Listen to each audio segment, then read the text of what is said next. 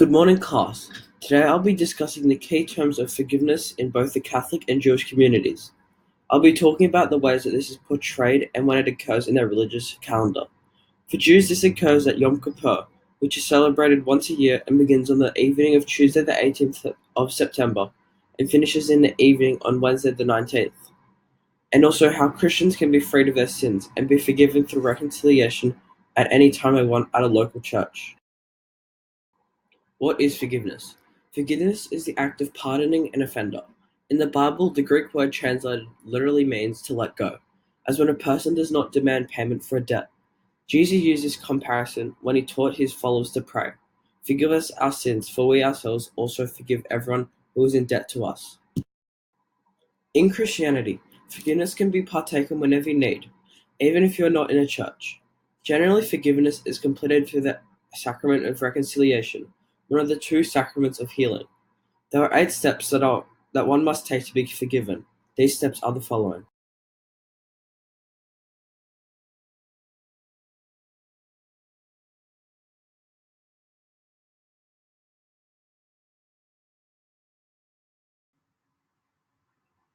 The sacrament of reconciliation is the sacrament that frees a person from their mortal and inner sins. It is called reconciliation because we are asked to be reconciled by God. Reconciliation can be celebrated repeatedly in one's life, and everyone in the Catholic community is encouraged to frequently receive it. It restores divine life to those who have lost it by sinning.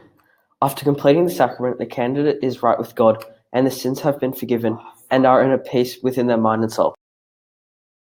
Yom Kippur, also known as the Day of Atonement, is the holiest day of the year in Judaism. Its central themes are atonement and repentance.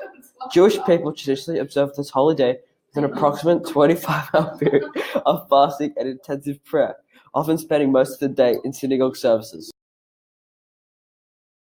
This day in the Jewish calendar is renowned as one of the most important days for Jewish people. Two religions, Judaism and Christianity, both celebrate their versions of forgiveness very differently, as Christians are commencing forgiveness every time they attend reconciliation, where they ask God to forgive them of their sins. Yom Kippur is the Jewish version of reconciliation. However, instead of celebrating it all the time, it is an annual event. Here, worshippers will spend 24 hours being forgiven as they fast and pray as a community. In conclusion, both these ways of worship are a prime example of how forgiveness is shown through the many religions in the world, and that everybody should be forgiven at one point in their life.